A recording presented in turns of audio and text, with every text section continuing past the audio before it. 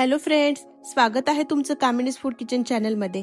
आज आपण टोमॅटो आणि मूग डाळीपासून मस्त हेल्दी असे पराठे बनवणार आहोत। चला तर मग सुरुवात करूया। पराठे बनवण्यासाठी काय काय लागते ते बघूया। 1 वाटी गव्हाचं पीठ, 5 ते 6 लाल कलरचे टोमॅटो आणि 1 वाटी शिजलेली मुगाची डाळ, सोबतच अर्धी वाटी तीळ, बारीक चिरलेली कोथिंबीर, हिरवी मिरची आणि लसूण। मिरची तुम्ही कमी किंवा जास्त करू शकता।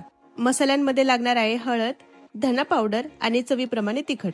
सगळ्यात आधी धुवून घेतलेले टोमॅटो आपण कट करून घेऊया।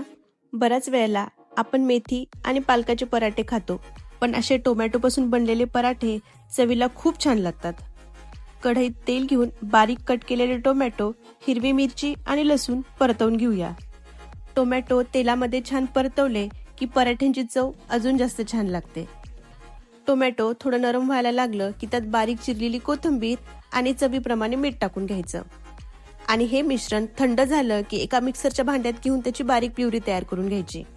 प्युरी एकदम बारीक करून घ्यायची आहे अशा पद्धतीने।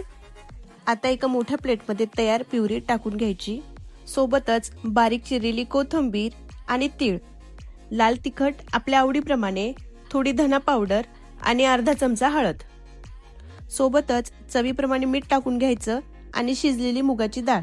पराठे खुसखुशीत होण्यासाठी 3 ते 4 चमचे तेल गरम करून ह्यात टाकून घ्यायचं आणि हे सगळं मिश्रण हाताने व्यवस्थित एकजीव करून घ्यायचं। मिश्रण एकजीव झालं की थोडं थोडं गव्हाचं पीठ घेऊन हे मळून घ्यायचं। मळून घेत असताना आपल्याला पाण्याचा कसलाच वापर करायचा नाहीये, त्यामुळे ह्यात ऍडजस्ट होईल एवढंच गव्हाचं पीठ टाकून ह्याचा उंडा बनवून घ्यायचा। पराठे लाटायला सोपं पडल अशा पद्धतीने उंडा तयार करून घ्यायचा।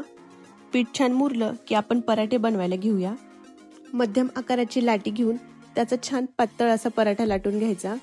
तुम्हाला जर जाड आवडत असेल तर तुम्ही जाड पराठा पण बनवू शकता। पराठा लाटून झालाय, आता एका पॅनवर तेल टाकून दोन्ही बाजूनी खरपूस कलर येईपर्यंत भाजून घ्यायचा। हा पराठा जर तुम्ही मुलांसाठी बनवत असाल तर हा तूप टाकून सुद्धा तुम्ही भाजू शकता। गॅसची फ्लेम मीडियम करून दोन्ही साइडनी पराठा व्यवस्थित शेकून घेऊया। मस्त असा खरपूस कलर आलाय पराठ्यांना। आता आपण अशा प्रकारे बाकीचे पण पराठे बनवून घेऊया।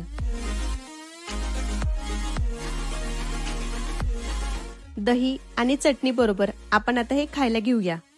प्रवासासाठी एकदम परफेक्ट आहेत, कारण हे 1 ते 2 दिवस आरामात टिकतात आणि मुलांना टिफिनसाठी पण हे हेल्दी पराठे खूप छान आहेत। आजची रेसिपी आवडली असेल तर लाईक करा आणि चॅनलला सबस्क्राईब। परत भेटूया अशाच एका नवीन डिश सोबत। तोपर्यंत बाय बाय।